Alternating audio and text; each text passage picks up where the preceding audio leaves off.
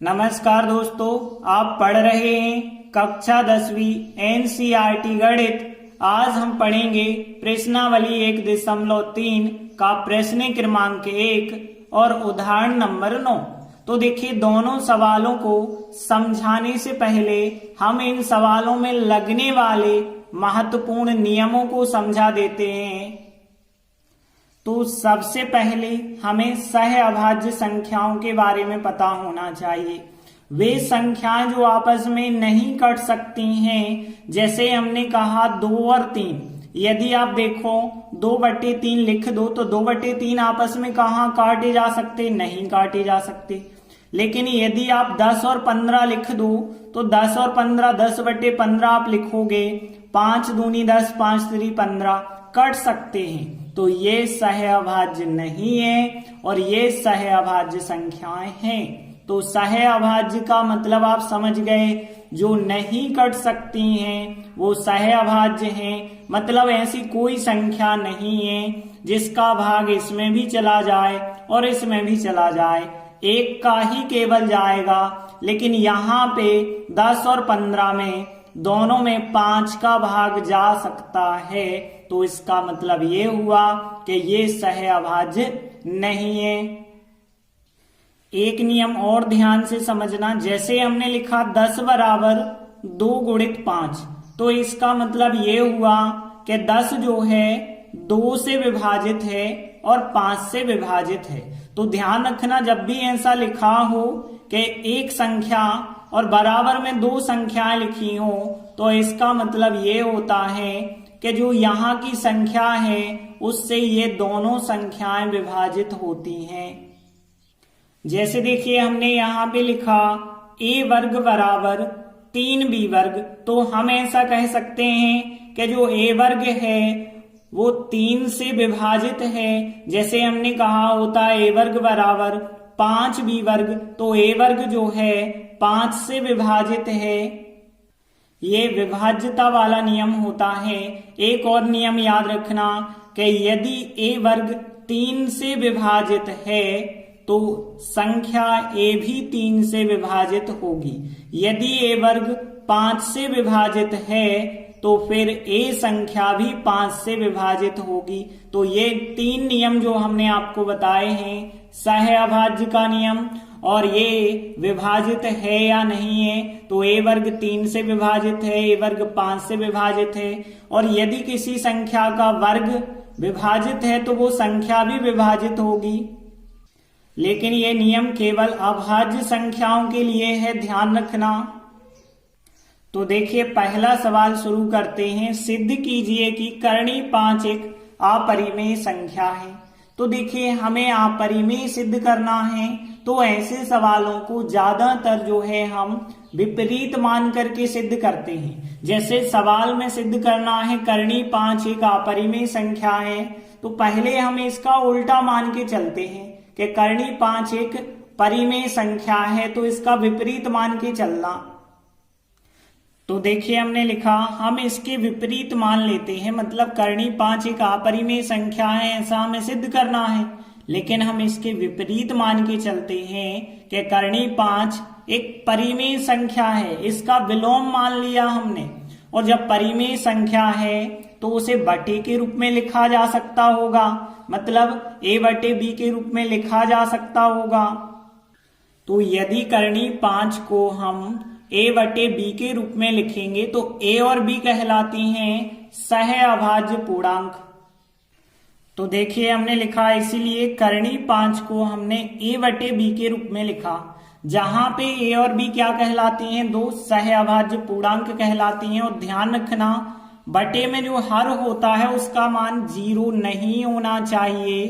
0 को छोड़ करके कुछ भी हो सकता है, तो b बराबर 0 नहीं होना चाहिए। तो देखिए, करणी 5 बराबर a/b हमने मान लिया। अब करणी 5 के बटे कुछ नहीं होगा, 1 माना जाएगा। यदि आप यहां से तिर्यक गुणा करेंगे तो a बराबर करणी 5 भी मिल जाएगा, हमें मिलेगा ना इस प्रकार से। अब यदि हम दोनों पक्षों का वर्ग कर देते हैं तो हमने लिखा दोनों पक्षों का वर्ग करने पर अब ध्यान से समझते चलना वर्ग कैसे करना है।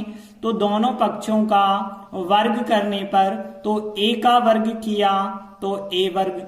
अब देखिए करनी 5 का वर्ग करेंगे तो हमें करनी 5 का 2 बार गुणा करना होगा और 2 बार गुणा करेंगे तो यहाँ पे एक ही करनी में आ जाएगी संख्या 5 गुणित 5 जोड़ी बन जाएगी तो 5 बाहर आ जाएगा। तो यहाँ पे करनी 5 का वर्ग करेंगे तो 5 आएगा और b का वर्ग किया तो b वर्ग। अब देखिए हमने यही नियम आपको बताया था कि यदि a वर्ग बराबर 5 b वर्ग आ गया है तो इसका मतलब ये है कि a वर्ग 5 से विभाज्य है। तो देखिए हमने लिखा आता है a वर्ग 5 से विभाज्य है और हमने आपको ये भी बताया था कि यदि a वर्ग 5 से विभाज्य है तो a संख्या भी 5 से विभाज्य होगी। तो देखिए हमने लिखा अर्थात a भी 5 से विभाज्य है। अब देखिए a 5 से विभाज्य है तो फिर हम a बराबर 5c लेंगे। ध्यान रखना यदि ये 3 से विभाज्य होती तो a बराबर 3c, ये 7 से विभाज्य होती तो a बराबर 7c। मतलब जितने से विभाज्य है उतने c आपको लेना पड़ेगा। तो a बराबर हम 5c लेते हैं और जहां पे हम बता सकते हैं कि c क्या होगा तो c कोई पूर्णांक हो सकता है।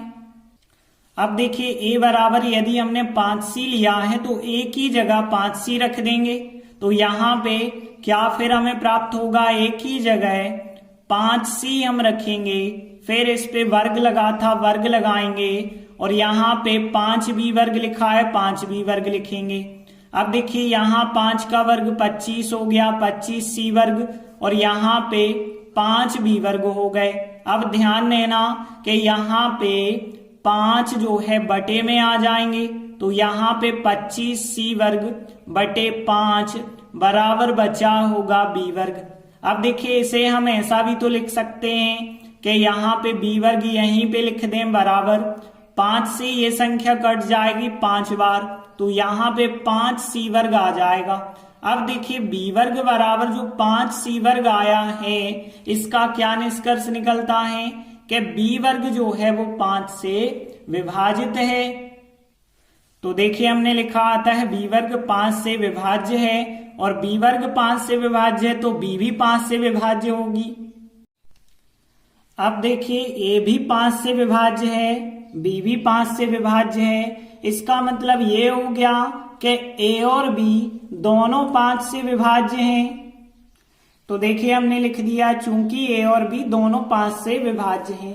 अब जैसे एग्जाम्पल लेना, जैसे हमने एक लिया 20 और एक लिया 30 तो यहाँ पे दोनों संख्याएं क्या हैं, 5 से विभाजित हैं। इसका मतलब ये हुआ कि जो 5 गुणनखंड है इन दोनों का गुणनखंड होगा और ये उभयनिष्ठ गुणनखंड होगा, जो इसका भी होगा और इसका भी होगा।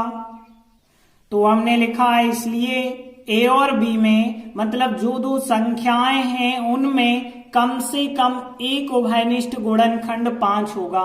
कम से कम क्यों लिखा, क्योंकि हो सकता है 2 भी यहाँ पे उभयनिष्ठ गुणनखंड होगा।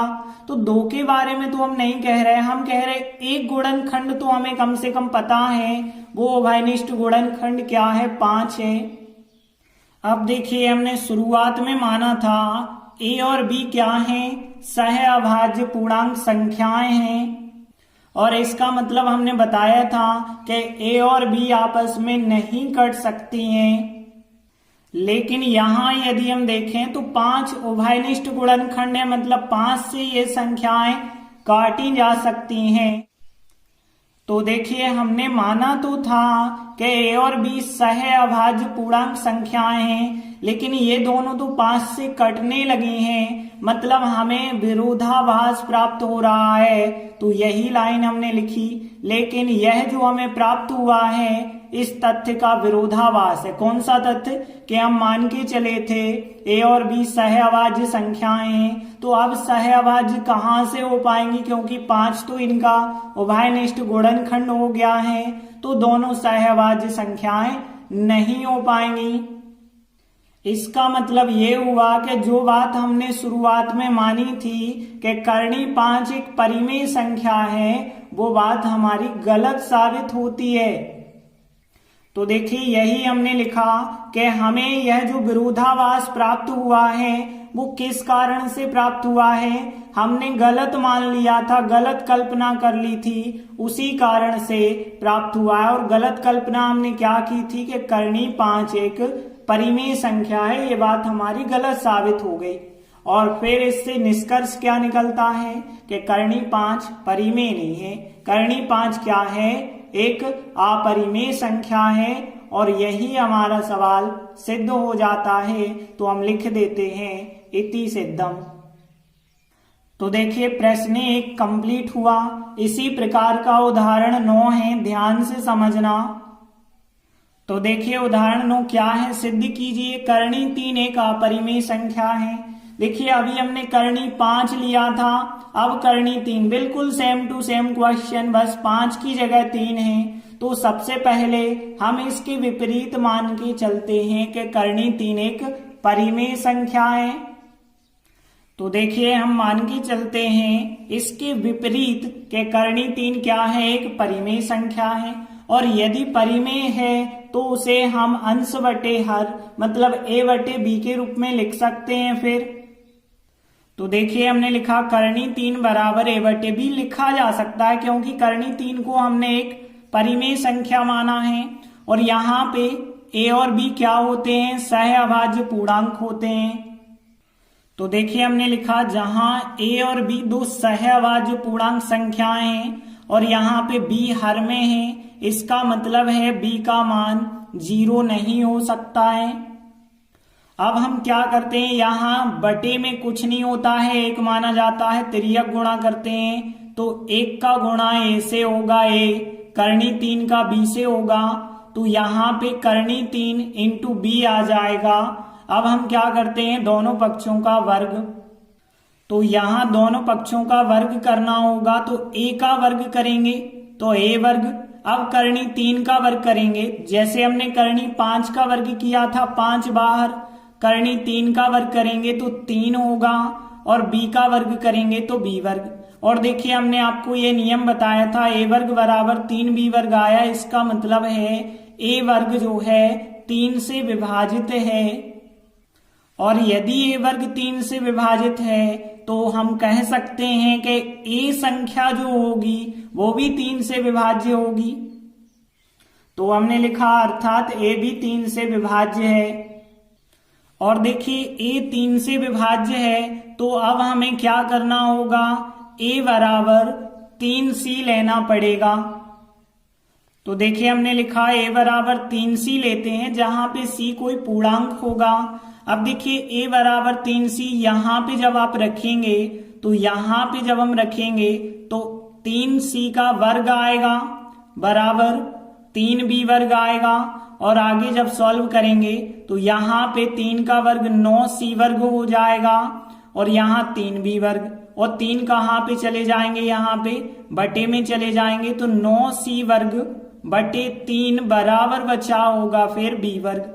अब देखिए इसे हम ऐसा भी तो लिख सकते हैं कि b वर्ग बराबर, क्योंकि b वर्ग इस तरफ लिख दो, ये वाली संख्या इस तरफ, 3 से काट देना तो 3 त्रिका 9, 3 बार कट जाएगा, 3c वर्ग बचा होगा। अब देखिए क्या प्राप्त हो गया हमें, b वर्ग बराबर 3c वर्ग, इसका मतलब है b वर्ग 3 से विभाज्य है। और जब b वर्ग 3 से विभाज्य है तो उसका मतलब क्या होता है कि b भी तो 3 से विभाज्य होगी। तो देखिए हमने लिखा अर्थात b भी 3 से विभाज्य होगी। अब देखिए a भी 3 से विभाज्य है, b भी 3 से विभाज्य है, मतलब a और b दोनों 3 से विभाज्य हो गई। तो देखिए हमने लिखा चूंकि a और b दोनों 3 से विभाज्य हैं, इसका मतलब ये हुआ कि a और b का एक उभयनिष्ठ गुणनखंड जो होगा वो 3 होगा। तो देखिए हमने लिखा इसलिए a और b में दोनों संख्याओं में एक उभयनिष्ठ गुणनखंड हो जाएगा 3। अब देखिए हमने शुरुआत में माना था a और b सहअभाज्य पूर्णांक संख्याएं हैं। शुरुआत में यही माना था। और सहअभाज्य पूर्णांक संख्याएं वे कहलाती हैं जिनका उभयनिष्ठ गुणनखंड कुछ भी ना हो। तो हम कह सकते हैं कि हमें इसका विरोधाभास प्राप्त हो रहा है।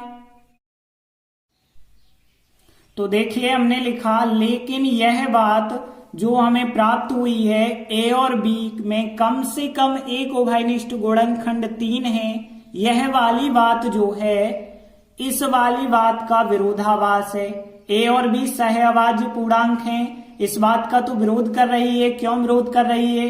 क्योंकि उभयनिष्ठ गुणनखंड 3 है, इसका मतलब है ए और बी 3 से कट रही होंगी।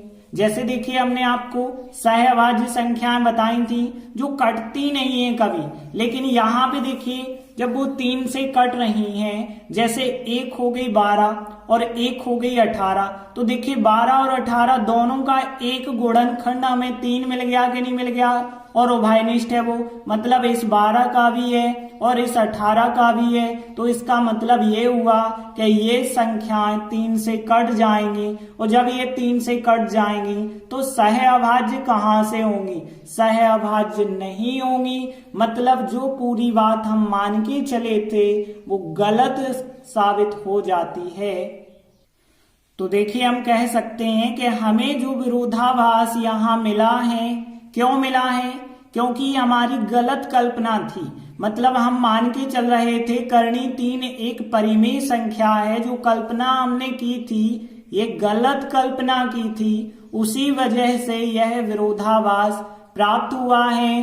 अब हमें पता चल गया कि करणी 3 एक परिमेय संख्या नहीं है। मतलब इससे निष्कर्ष क्या निकलता है कि करणी 3 जो हम मान के चले थे परिमेय संख्या है, वो परिमेय नहीं है, फिर वो अपरिमेय संख्या ही होगी, और यही हमें सिद्ध करना था। तो अंत में हम लिख देते हैं इति सिद्धम।